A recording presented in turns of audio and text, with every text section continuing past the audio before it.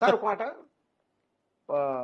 బ్రీఫ్గా ఇది పోలీసులకు కాకి డ్రెస్ అంటే ఏమన్నా ఉంటుందా దానికి ఏమన్నా ఉంటుంది ఉందా దానికి ఇదే కాకి ఉండాలనేది హా, అంటే మీరందరూ మీడియాలో బాగా రాస్తారు కదా కాకి కాకి అని.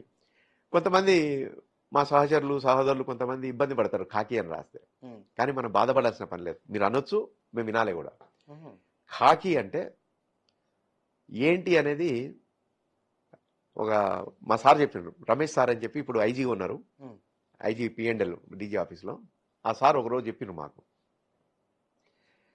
ఖాకీ అనేది అంటే జనరల్గా యూనిఫామ్ ఎట్లేస్తామంటే మనకు అక్కడ ఉండే అట్మాస్ఫియర్ని బట్టి యూనిఫామ్ డిసైడ్ అవుతుంది.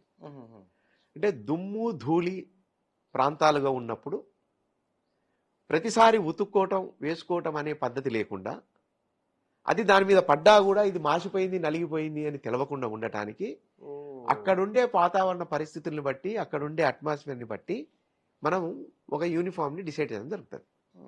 ఓకే, అంటే నాకు తెలిసినంత వరకు అన్ని ప్రాంతాల్లో కూడా ఆర్మీ డ్రెస్సెస్ కానీ, ఆర్మ్డ్ ఫోర్సెస్ డ్రెస్సెస్ కానీ, పోలీస్ డ్రెస్సెస్ కానీ దీని మీదనే ఆధారపడి ఉంటుంది. ఇప్పుడు మనకు జంగిల్ ప్యాచ్ డ్రెస్సులు అని కొన్ని వచ్చినాయి. అవి ఎందుకు ఇంట్రొడ్యూస్ అయినాయి? ఫారెస్ట్లలో పోతున్నాం కాబట్టి శత్రు వర్గాలకు కనపడకుండా ఉండడానికి, వాటిలో కలిసిపోయినట్టు ఉండటానికి కోసం అవి వచ్చినాయి ప్యాచెస్గా. యుద్ధ వాతావరణం మనం చూసినప్పుడు ఎక్కడైతే యుద్ధం చేస్తున్నారో అక్కడ పరిస్థితులకు అనుగుణంగా మన యూనిఫామ్ డ్రెస్సులు అన్నీ ఉంటాయి అక్కడ. అట్లనే ఇది కూడా ఖాకీ మనకుండే పరిస్థితిని బట్టి వచ్చింది. ఖాక్ అంటే దుమ్ము. మనకు ఉర్దూలో ఒక వర్డ్ ఉంటుంది కదా, అరే తూ ఖాక్ మే మిలాదియా అంటాడు, దుమ్ములో కలిసిపోయింది, మట్ల కలిసి వేసిన అంటాడు. అంటే మట్టి.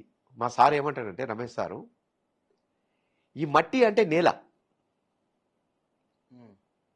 నేల తల్లికి ఎంత సహనం ఉంటుందో, ఇది ఎంత ఒత్తిళ్లను భరిస్తుందో, పోలీస్ ఆఫీసర్ కూడా అంత సహనం ఉండి అన్ని ఒత్తిళ్లను భరించాలి అంటాడు. బ్యూటిఫుల్.